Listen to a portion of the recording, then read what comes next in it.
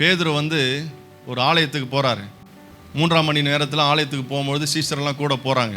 வெளியே ஒருத்தன் என்ன பண்ணுறான், பிச்சை எடுத்துகிட்டு இருக்கும்போது அவன் கிட்ட வரும்போது அந்த பிச்சைக்காரன் ஏதாவது இவங்ககிட்ட கிடைக்குமான்னு தான் வரான்.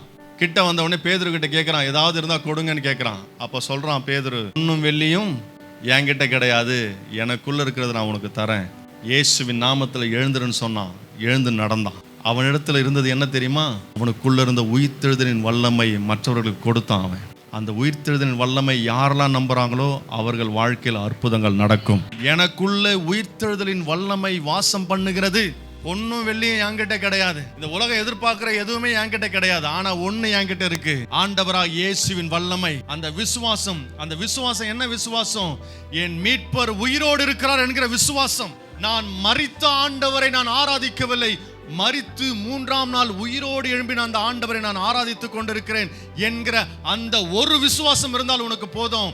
உன் வாழ்க்கையில எல்லாவற்றையும் நீ பார்க்க முடியும்.